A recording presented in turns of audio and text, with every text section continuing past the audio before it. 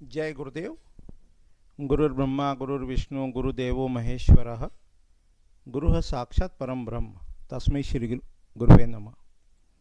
अर्चनी वंदनी प्रातः स्मरणी परम पूजनी गुरुदेव के चरणों में बारंबार वंदन कर आरंभ करते हैं। आज से ग्रंथ परिचय इस श्रृंखला को आरंभ कर रहे हैं, जिसमें हम वास्तुशास्त्र के मूल ग्रंथों का परिचय प्राप्त करेंगे। ये परिचय सारांश रूप में होगा, जिसमें हम देखने का समझने का प्रयास करेंगे कि वास्तु के विभिन्न ग्रंथों में उसकी विषय वस्तु क्या है, उसमें किस विषय को कहा गया है। इस क्रम में आज राजवल्लभ ग्रंथ को अपन देखने का आरंभ करने का प्रयास करते हैं। राजवल्लभ ग्रंथ राजस्थान में सूत्रधार मंडन द्वारा रचित है। सूत्रधार मंडन ने कई ग्रंथों की रचना की, उसमें से राजवल्लभ, प्रासाद मंडन, रूप मंडन ये प्रमुख ग्रंथ है, प्रसिद्ध हैं। राजमहलों के लिए, महलों के लिए, घरों के लिए वास्तु का जो ग्रंथ लिखा उसका नाम राजवल्लभ है। मंदिरों के लिए जो ग्रंथ लिखा उसका नाम प्रासाद मंडन है। और प्रतिमा विज्ञान के ऊपर, प्रतिमा विज्ञान के संदर्भ में जो ग्रंथ लिखा उसका नाम रूप मंडन है। उसमें विभिन्न देवी देवताओं की प्रतिमा के निर्माण संबंधी वर्णन अपने को प्राप्त होता है।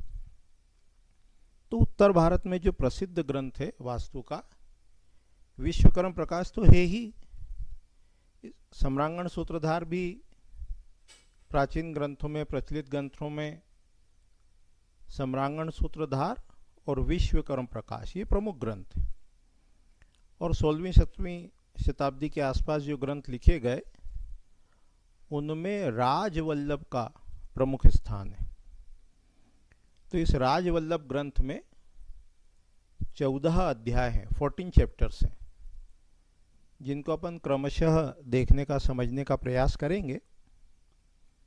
और इस श्रृंखला में ग्रंथों की जो विषय वस्तु है कि किस अध्याय का क्या नाम है, उसमें क्या लिखा है, उसको देखने का समझने का प्रयास करते हैं। तो पहला अध्याय है राजवल्लभ ग्रंथ का मिश्रक लक्षण, यानी मिक्स्ड कैरेक्टरिस्टिक्स इसमें है। सभी ग्रंथों के आरंभ में पहले मंगलाचरण होता है, इसमें भी मंगलाचरण है। गणेश जी की वंदना है, सबसे पहले उनसे प्रार्थना की गई है। चूँकि विद्या से रिलेटेड वर्क करेंगे, ग्रंथ लिखेंगे, तो विद्या की देवी सरस्वती जी से प्रार्थना की है। और चूँकि ये ग्रंथ वास्तु विद्या से संबंधित है, तो वास्तु विद्या के जो आचार्य हैं, प्रमुख आचार्य विश्वकर्मा जी, तो गणेश जी और सरस्वती जी के बाद विश्वकर्मा जी की स्तुति प्रार्थना की गई है। मंगलाचरण से दो कार्य संपन्न होते हैं। एक तो चित्त एकाग्र होता है, दूसरा जो ग्रंथकार है वो अपने आप को गौण या उपकरण मान के कार्य करता है। उसका स्वयं का कोई अहंकार नहीं होता है, वो जैसा गुरु ईश्वर की प्रेरणा है उसके अनुसार कार्य करता है। उसके पश्चात शास्त्र में परंपरा है कि जिस शास्त्र को भी आरंभ करते हैं उसका महत्व बताते हैं। तो यहाँ भी सबसे पहले मंगलाचरण के उपरांत गृह की प्रशंसा है। गृह यानी घर, उसकी प्रशंसा की है कि जो घर है इससे धर्म अर्थ काम उसकी प्राप्ति होती है, पुरुषार्थ की प्राप्ति होती है, इसलिए घर के महत्व को बताया है। उसके बाद गृह आरंभ का वर्णन है कि घर बनवाना वो कब आरंभ करना चाहिए। ये बताया है कि घर का जब आरंभ करना हो तो उत्तरायण में करो, शुभ मास, शुभ तिथि, वार, नक्षत्र, योग, करण, और उस पर भी जब शुभ शकुन घटित होते हों उस समय गृह का आरंभ करना चाहिए और ऐसे ही शुभ समय में गृह में प्रवेश करना चाहिए। तो घर की बात है तो उसके आरंभ के समय को बताया। फिर मास के अनुसार जो चांद्रमास हैं, चैत्र वैशाख ज्येष्ठ आषाढ़, उन मास में ग्रह आरंभ का फल बताया कि कौन कौन से मास शुभ हैं, कौन कौन से मास शुभ नहीं है गृह आरंभ करने के लिए। उसके बाद उसी बात को, गृह आरंभ को सूर्य की राशि से बताया कि जो 12 राशियां होती है उसमें कौन कौन सी राशियां हैं जिनमें सूर्य हो तो गृह आरंभ नहीं करना चाहिए, उसके समय को बताया।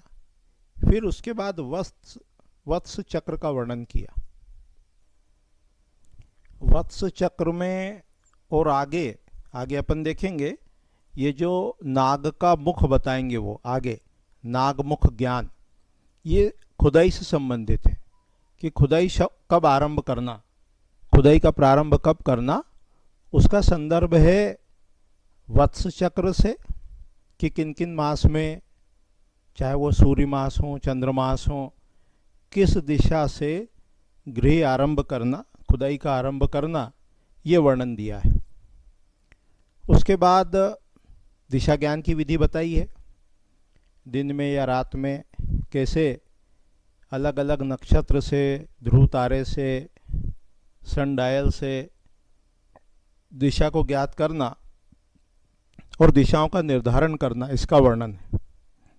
फिर गृह स्वामी की राशि है, उसके घर का मुख किस दिशा में होना चाहिए, उसका वर्णन है। उसके बाद भूमि का चयन कैसे करना, कौन कौन सी भूमि जो है चयन करते समय हम ध्यान रखेंगे तो वो शुभ होती है, कैसी भूमि का त्याग करना, हेयम दुखम अनागतम, यदि हमने साइट का सिलेक्शन प्रॉपर कर लिया, पहले से कर लिया, उचित प्रकार की भूमि का चयन कर लिया, तो हम बहुत सारे दुखों से बच सकते हैं, इसका वर्णन है। इसी में सांकेतिक रूप से यह भी बताया है कि कौन सा रंग किस प्रकार के व्यक्ति के लिए शुभ है, क्योंकि भूमि चयन में व्यक्ति को 4 श्रेणियों में बांटा है, ब्राह्मण, क्षत्रिय, वैश्य, शूद्र, इंटेलेक्ट, एडमिनिस्ट्रेटर, बिजनेसमैन और सर्वेंट्स। तो किसके लिए कौन सा रंग, कौन सी गंध, कौन सा स्वाद शुभ है, ये भूमि चयन के माध्यम से बताया गया है। उसके पश्चात पूजन विधि का वर्णन है कि पूजा करते समय गणेश है, कार्य को जब आरंभ करेंगे तो गणपति, क्षेत्रपाल, दिशाओं के दिक्पाल, उनकी पूजन करना, उनको बलि इत्यादि देना, पूजन करना, बलि देना यानी हवन करना, इसका वर्णन है। उसके बाद भूमि की परीक्षा की है, मिट्टी की परीक्षा की है कि जिस भूमि पर भवन का निर्माण करना है वो ठोस हो तथा उसमें नमी भी हो। नमी नहीं होगी तो भवन में क्रैक्स आ सकते हैं, तो उसके लिए मान लो गर्मी के मौसम में बनाना हो तो तरी इत्यादि प्रॉपर समय से करना चाहिए। उसके बाद प्लव या भूमि के झुकाव को बताया है कि किस किस झुकाव वाली भूमि क्या परिणाम देती है, उसका डिस्क्रिप्शन है, उसका वर्णन है। उसके बाद का जो विषय है वो है कीलक या कील की स्थापना, कि प्लॉट पर जब कंस्ट्रक्शन शुरू करते हैं तो कैसे वो खूंटियों को गाड़ना, कैसे प्लॉट को राइट एंगल पे बनाना, गुनिया करना इत्यादि, उसका वर्णन है। उसके बाद भूमि के अंदर जो नकारात्मक ऊर्जा देने वाले पदार्थ होते हैं उसको शल्य कहते हैं। हड्डी है, कोयला है, राख है, भूसी है, ऐसे जो होते हैं पदार्थ, ये भूमि के अंदर यदि रह जाएं तो इसके दुष्परिणाम होते हैं। तो भवन बनाने से पहले ही उन पदार्थों को किस प्रकार ढूंढना, कैसे ज्ञात करना, निकालना और कैसे फिर सकारात्मक ऊर्जा से भूमि का आवेशित करना, उसका वर्णन ग्रंथ में दिया हुआ है। उसके बाद खुदाई का वर्णन है, खाद का वर्णन है कि किस दिशा से खुदाई का आरंभ करना। उसके पश्चात शिला यानी जो फाउंडेशन है उसमें किस प्रकार से फाउंडेशन में नींव रखना, बड़ा पत्थर रखना यदि पत्थर का भवन है, ईंट का बना है तो किस प्रकार से ईंट का बेस बनाना, और फिर उसके ऊपर स्तंभ या खंबे की स्थापना करना, उस शिला को किस प्रकार से रखना, क्या क्या सावधानी रखना, कहाँ तक खुदाई करना, इसका डिस्क्रिप्शन अपने को प्राप्त होता है। उसके बाद ग्रंथ में वास्तुशास्त्र या वास्तु शांति विधि का वर्णन। तो 4 अवसर बताए हैं कि जब सूत्र बनाए तब वास्तु शांति करे, भूमि का शोधन करे तब वास्तु शांति करे, द्वार की स्थापना करे, चौखट लगाए तब वास्तु शांति करे, स्तंभ की स्थापना करे, खंबा लगाए तब वास्तु शांति करे, और 4 के अलावा 5वां जो है, जब पूरा वास्तु कंप्लीट हो जाए, गृह प्रवेश करे, उस समय वास्तु शांति करना चाहिए। तो बराबर वो चेक होता रहता है 5 अवसरों पर कि कहीं कोई त्रुटि तो नहीं हुई, और दूसरा वो भूमि कह लो, भवन कह लो, वो सकारात्मक ऊर्जा से आवेशित होता है।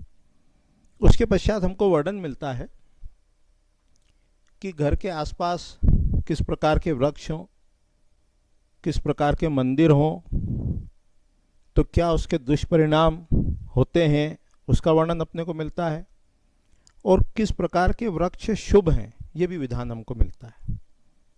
फिर 4 प्रकार के प्रवेश बताएं कि प्लॉट में एंट्री और बिल्टअप में एंट्री, यदि वो एक ही डायरेक्शन से है तो उसको उत्संग कहा, शुभ कहा, यदि क्लॉकवाइज एंट्री है तो उसको भी शुभ कहा, और भवन में यदि एंटी क्लॉकवाइज जाते हैं या पीछे से जाते हैं तो उसको अशुभ कहा। तो ये प्रवेश द्वार जो प्लॉट है और जो बिल्टअप है उसके रेफरेंस में कहा।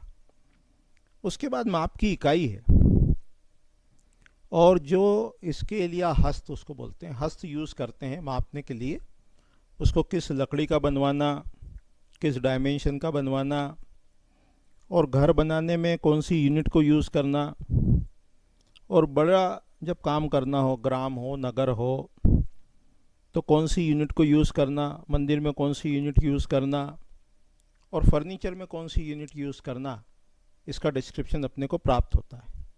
और वो जो स्केल है उसकी प्रॉपर मार्किंग हो, उसके चिन्ह मिट ना जाएं, क्योंकि यदि वो स्केल के चिन्ह मिट गए तो उसके दुष्परिणाम होते हैं।